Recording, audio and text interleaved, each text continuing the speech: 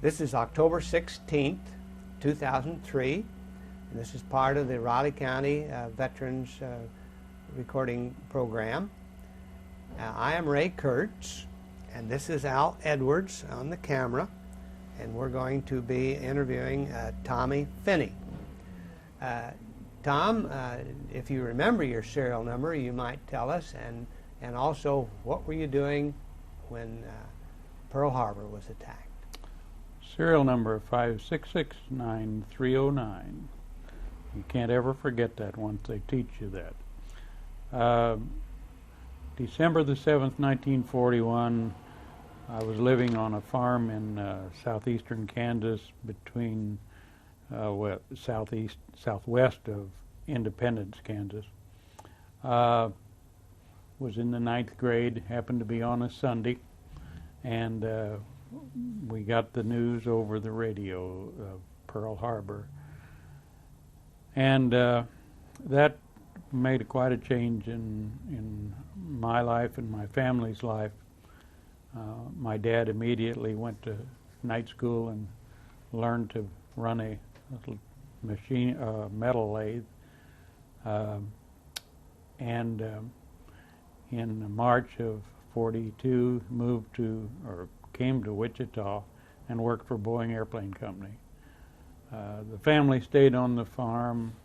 I attended school 13 miles from home and did all the farming until September of '42, when the family all moved to Wichita.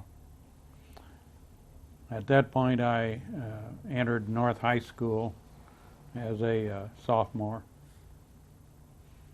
And of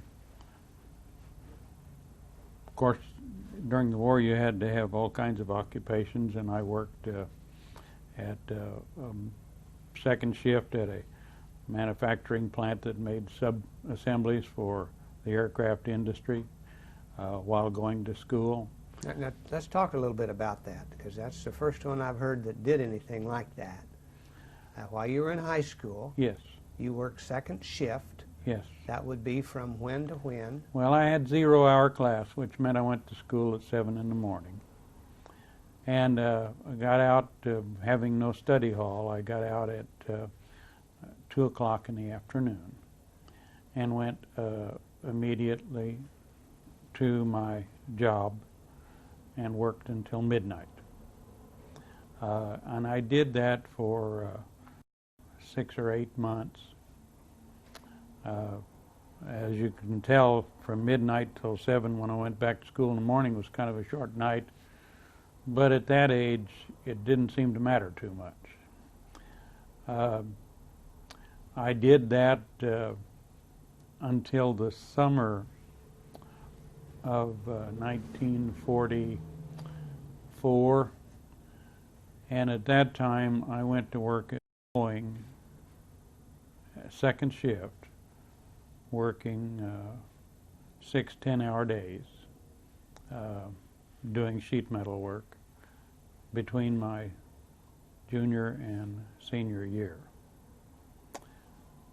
In my senior year, I started to school, but my interest in school was not what I wanted my kids to have and what I should have had. So after about 6 weeks, I dropped out of school and went to work at a flour mill in Wichita. January of '45, my parents moved to California. Dad and Mother both had worked at Boeing, and even though it was wartime and he was afraid he'd lose his deferment, he decided to leave Boeing and go to California. And of course, I went along. Didn't go back to school. Worked with a cousin as a apprentice plumber for a very short period of time, and decided that I needed to join the military. What did your father do then in California? He went to work for North American Aircraft, same kind of a job he had at Boeing, and continued there until he retired. I attempted to join the Coast Guard in March of '45, and they apparently didn't need anyone because they told me that I had a fractured tailbone, which I never knew anything about, and they couldn't take me. And a friend of mine whom I'd gone to school with in Wichita was there at the same time in California trying to get into the Coast Guard, and they told him he needed his tonsils removed, and so therefore they couldn't take him. So I went to the Navy and enlisted. Went into boot camp on April the 20th of 1945, and my company number was 45-181. Spent about 10 weeks, I believe, in boot camp. You want to tell us a little bit about that boot camp? Well, I don't know. About the only thing I can remember about it is that you got up early every day, and you had regular meals that you ate. Had exercise, calisthenics were done every day. You did a lot of marching and carrying a gun around, and I didn't know for sure why in the Navy I was going to have to do that, because I didn't think I was going to be in the infantry, but they had us do that anyway. Were these carbines? Oh, what rifle it was, or were they 30-aught? Okay. I believe. The heavy rifle. Heavier rifles, Okay. yeah. I happened to.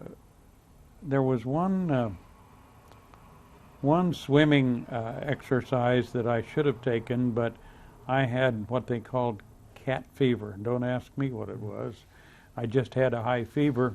Was in the hospital for about 5 or 6 days with shots of penicillin in the place where you sit, and I think they enjoyed doing that to you. And got out of there and was afraid I might have to be moved back into another company to complete my training, but they allowed me to finish with my company. Got out on boot leave. My parents lived in Southgate, a suburb of Los Angeles, so that was only about 18 miles away, and I spent my time there and came back to Camp Elliott, which was in the San Diego area, for assignment to duty. After being there about 3 weeks, I was assigned to an LST 928, which was in the harbor at San Diego. That had been in the South Pacific in Iwo Jima, had been about 60% unseaworthy, and I don't believe it was from any artillery or action of that sort. I understand the captain of the LS didn't know too much about handling it, and it was more from battering other ships or being battered by other ships while landing troops on Iwo Jima. It had been in the shipyard and repaired at the time that I got aboard. They had determined that it had another assignment, the ship did, and so it went to Craig Shipyard in Long Beach, California, to be converted to an amphibious personnel barracks and renamed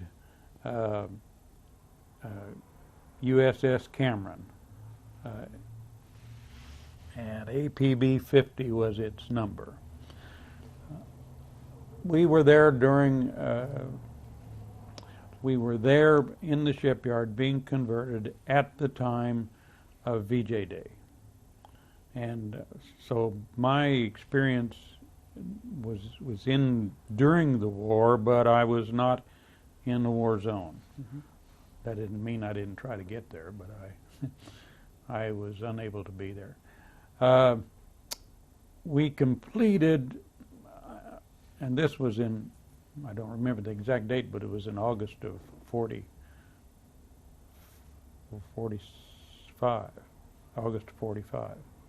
That was VJ Day. And then the ship was completed probably in early, I think January of 46. And we were waiting then for a duty assignment. We thought we were going to get what we called a milk run, a run from up to Alaska and back to the States, well, which we call the States, the West Coast. And that didn't materialize. So in March of 46, I had no idea where we were going, but we were just going to San Francisco. We arrived in San Francisco and anchored in the bay about a mile off of Alcatraz and spent 3 weeks there. I think that was from March the 5th until about the 26th or so. And I had a weekend pass, but you weren't supposed to go very far away. But I went to Los Angeles where my folks were. And I got back about 5 hours late, and they didn't think that was such a nice job, or that I hadn't done the right thing.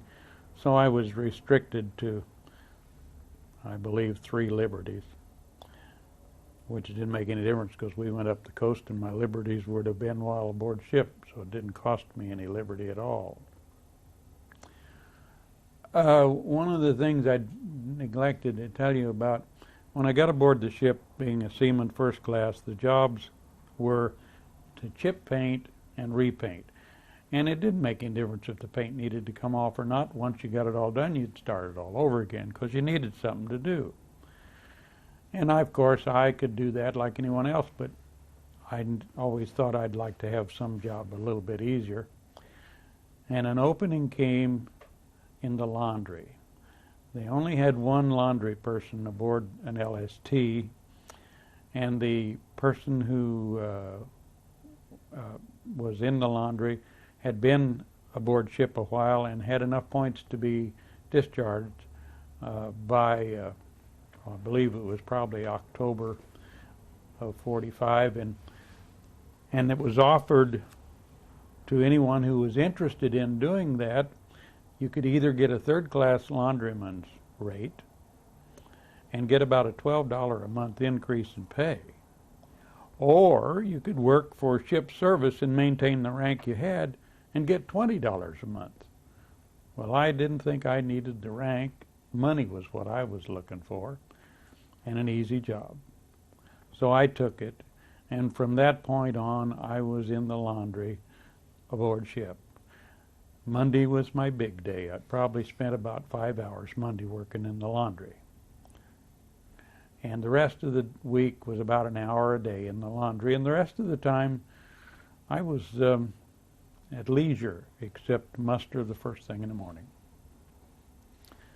The cooks like to have their uniforms well pressed, and I would see that their uniforms were not only clean but well pressed because I had a press in the laundry, and for that I had a key to the refrigerator and a key to the galley. So anytime after hours I had food to eat, and of course I always had some ice cream in the refrigerators, and I could get that. Officers like to have their uniforms pressed, and even though an enlisted man is not supposed to do that, I did and managed to get liberty daily. And I also would wash and press uniforms for the sailors aboard ship, and that pressing was not my job to do, so I would collect $1 a pair for that, for each set of uniforms. I even got connected with a dry cleaner that was on land and collected dry cleaning for him, and for each set of uniforms that I sent to the dry cleaners, I got 50 cents for handling those. So I had quite an operation going there, which apparently was legal. Nobody ever got after me. At any rate, we left San Francisco late in March, headed for Puget Sound. And on the way up the coast, between San Francisco and Columbian River at Astoria, Oregon, we encountered a tidal wave. And there was a convoy of some minesweepers and another LST and a couple of LCIs that were in this convoy. And the sea was so rough that we pulled into the mouth of the Columbia River and spent a couple of days there until the storm subsided. At which time we discovered we had a crack across the main deck about 2/3 of the way across the deck. Fortunately, it did not finish its job, and we didn't take on any water or have any problem. From that point on, well, in that tidal wave, it seems like everybody has a tendency to get seasick. For some reason, I didn't. And so I stood 8 hours of wheel watch because I was the only one that was not sick enough. And that was quite a ride. At any rate, we got into the Puget Sound and anchored at Tacoma, Washington, and we probably spent about a week there. Then they determined that we were we went to Bellingham, Washington. This conversion of the LST made it a ship that would barracks other people. On the tank deck, they had room for about 60 people to sleep on the tank deck. And at Bellingham, we anchored or tied up to a dock right beside or behind a carrier escort that was being put in mothballs. Their crew then stayed aboard our ship while they were completing their job. And then when their job was done in early July, we then were sent to Seattle, Washington, where we were tied up alongside, I can't tell you how many other LSTs, but there must have been 100 or better. And these were all going to be decommissioned and put into mothballs. On the 20th of July, I left Seattle aboard a troop train for Long Beach, California, and got my discharge at Terminal Island July the 23rd of 1945. Of course, they tell you at that time that you really need to belong to the reserves because you want to be there to protect your country in case they need you in the future. And so I signed up, like many others did, in the inactive reserves. They said that will maintain your rank and all those good things. I didn't think about it, but a seaman first class rank really wasn't too high, so, but I joined anyway. Now after that, I was only 19, and I had been communicating with the girl I'd gone with in high school, and we had decided that we needed to get married. So I came back to Wichita where she was living, and we got married August the 10th of 46. And from that, I decided maybe we ought to try to go back to California and live. And she was willing to go, but I didn't realize she would be such a homesick girl. She had never been away from home except overnight, and that was across the street at a girlfriend's house. Never even been out of the state of Kansas before. And so we spent about 6 weeks in California, and I worked at a service station for about a month of that. And she was so homesick that we came back to Kansas in, I believe it was early November or late October, and stayed with her, lived with her parents. And of course, after World War II, there were more people looking for work than there was work to be had. And my skills were not the greatest. And so for about 6 weeks, I drew that famous 52-20. $20 a week for 52 weeks that a veteran got. And all the time was looking for work. And I thought I wanted to be an apprentice mechanic, but I couldn't find a job such as that. So I saw an ad in the paper one time that they were looking for a delivery person and a warehouse person. And I applied for the job. And they were going to, they wanted me to come in for an interview. And I was there about a half hour before they opened. I wanted to be the first one there. And I was interviewed by a man that, to me, was a giant. He was about 6'5" and weighed about 320 pounds. And sit in a nice big office, and I was somewhat intimidated, but I was sincere about needing a job. And he said, we'll let you know. And about a week later, I got a call, and they asked me if I would like to come to work, and I did. Went to work on Friday the 13th in December 1946. And I worked at that company until January of 1963. Coming from working as a delivery person,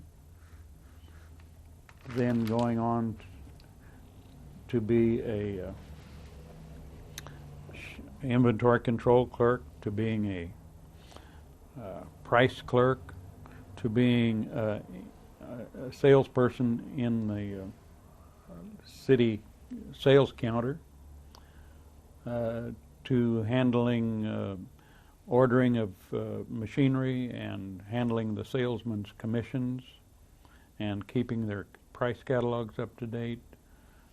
And in November of 54, I went out into outside sales for that company and retired many years later in outside sales. Now, what company was it? White Star Machinery. In Wichita, Kansas. I couldn't help but, I jotted down a couple questions here. I couldn't help but be impressed with your kind of being an entrepreneur in high school, when you not only tried to go to high school but also worked for a full-time job. And then also I noted you're working with your laundry. And you only know what you told us, so you were quite an entrepreneur there. And did that follow you on through life? Did you have other jobs along with your jobs that your full-time work? Well, I did in that first job because I was a young person, but had bought a house in 47 after my son was born, and I needed money to support the family. Sure. And so at one point, and I believe it was in about 1950, I did work as a cab driver on weekends, Friday nights and Saturdays. I would work as a cab driver. I didn't make very much money, and I didn't enjoy the job very much, but I thought it was a means of picking up a few extra dollars, and it did help some. But I didn't last very long at that, because that really was not my interest in life. I guess my interest in life was always to be calling on or being around people, and being in sales, outside sales, suited me better. I had done a lot of inside work, but I like the ability to be able to make my own schedule, is to some degree at least, and sell a product. I could not sell an insurance, but I could sell a piece of machinery. Well, because I was raised on a farm and I used machinery, and I was always around it and was mechanically inclined. So that was my main interest and carried me through my whole life doing that. I was also curious about your parents. You said your father retired in California. From what year did he retire about? Now I don't remember. Years after the war then? Well, yes, it was. It seems to me like he retired in about 74 or 5, someplace. And did they continue to reside in California? They did. He passed away in California in 1987. Okay. And he came back. We brought him back to Kansas to bury him. My mother continued to live there until 98, and I brought her back here in 98, and she resided here until September of last year, when she passed away, and lived by herself the whole time. Never was in a care home, or was always able to take care of herself. During your outside selling and those jobs with that company, did you reside in Wichita all that time? I did. And then you retired in January '63. Well, I left that company. You left that, okay. Yeah. And then I went to work for another company in Wichita. Okay. I worked there for 4 years, and that was Jack Spratt Road Machinery. And in 1967, I went to work for the firm that I retired from. Okay. And their home office was Salina, but I moved to Manhattan in 1967, and have been here ever since. What company was that? Sellers Tractor Company, Sellers. That would be road graders and things like that. Construction machinery, yeah. Motor graders, dozers, loaders. The township that I'm a member of now, that I'm a board member of now, I sold equipment to them, and we use it on our township roads. Now, do you live at Zinedale, or? Well, I live on Deep Creek Lane, but it's in Zinedale Township. And what brought you then to Manhattan? The job? It was just, they said this would be a good location. Well, they had a man living here that had passed away, and whom I knew because the company I worked with in Wichita sold the same products that the Salina company sold. And I had gotten acquainted with him at conventions and sales meetings. And after attending his funeral, and knowing that the company I worked for in Wichita was not in very good financial condition because the owner liked to play around too much and take the money out of the company instead of putting it in, see that it may be I might not have a job there too long. This territory was open. I applied for the job, and I got it. And I moved here and worked for them for 31 years and retired here 5 years ago, almost 5.5 years ago. Okay.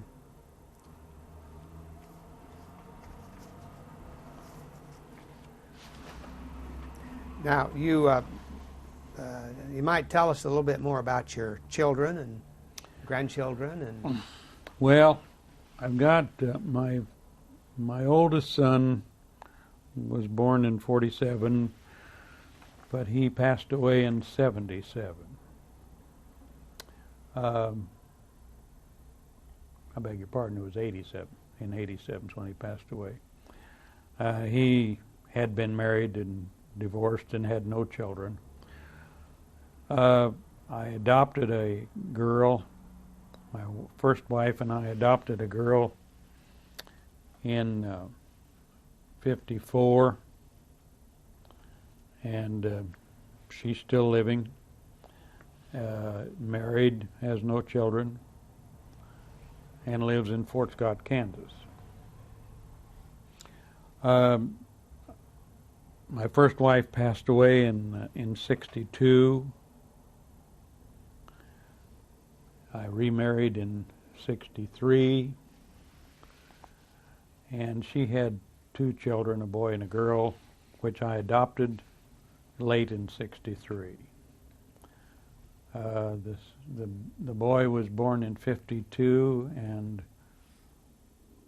lives in Parker, Colorado, which is a suburb of Denver, and has 2 girls, one that's 11 and the other one is 5 years old.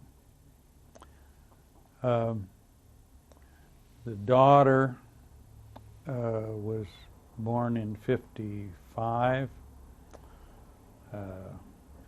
She is married and has a little girl that is 10 years old, and they live just west of Randolph, and she's married to a farmer and seems to enjoy that outside life much as I do, because I was raised on a farm and currently live on 2.5 acres 5 miles southeast of town.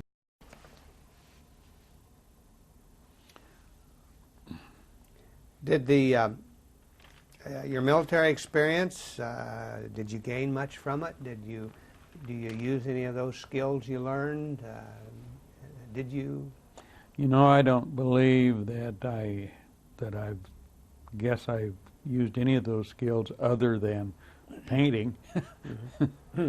And shipping and painting. Well, I'm kind of a jack of all trades. I do carpenter work. I do sheetrock.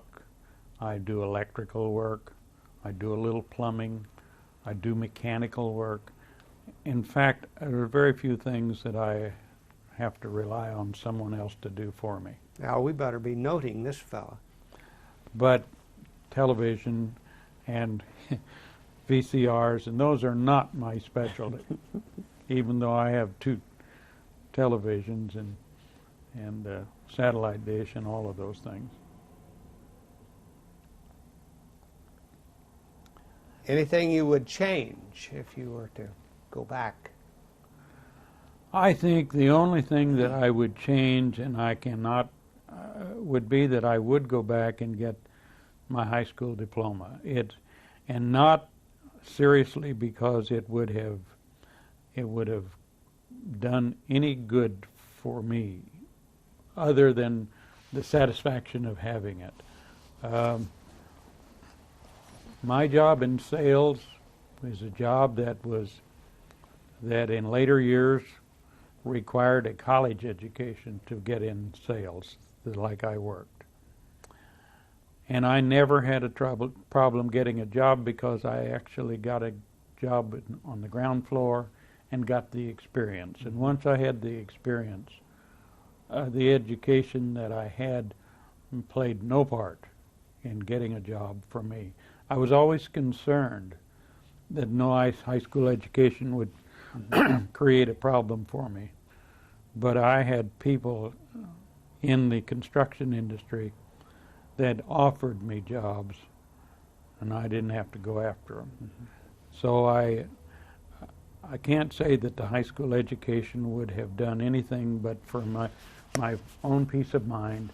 And my children all did get a high school education, and 2 of them have college degrees, and the oldest girl has a bachelor or a master's degree in psychology and has done well with herself.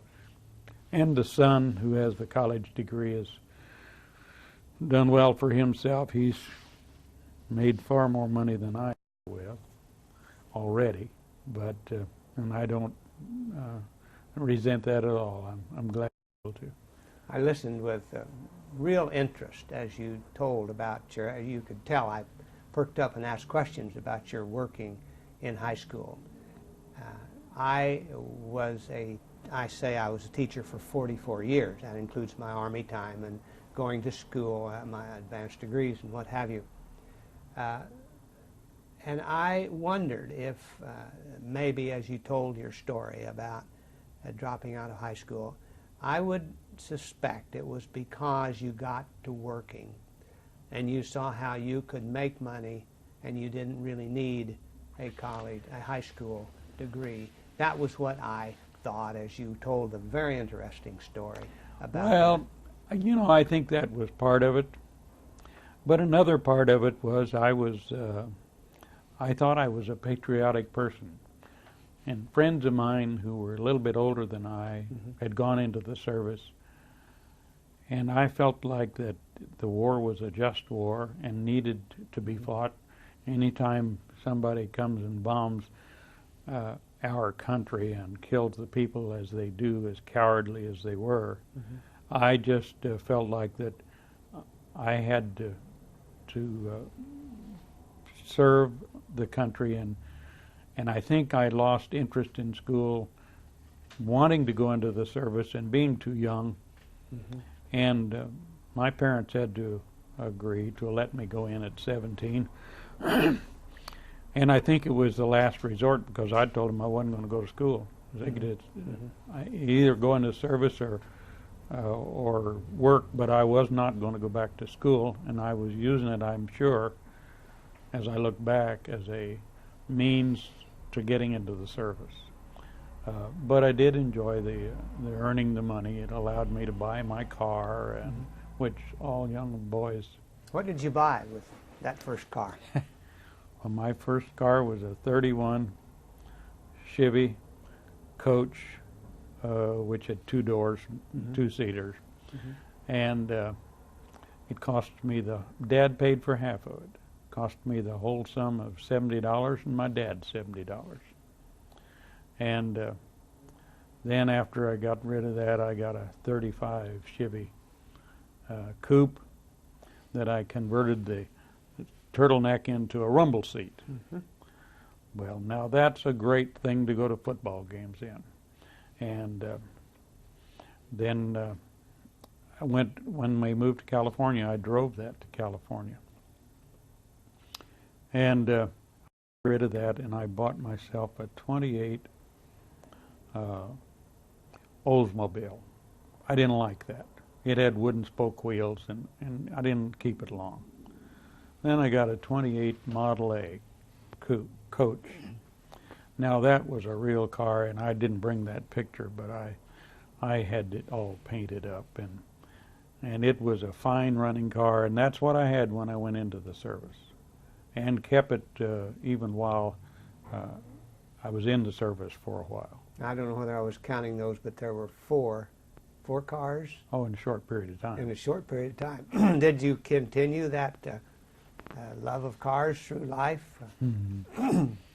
Well, I don't know. I bought a 36 Pontiac when I got out of the service, and then got married and bought a house and started a family, and the car was not suitable anymore. So I got rid of it. For about a year I didn't have a car. Rode a bus to work. And I had a chance to buy a 41 Buick that was in 51. Nice car. And I kept that until sometime in the late 50s, I guess. But in 54, when I went out into sales, the company furnished me a 52 Buick.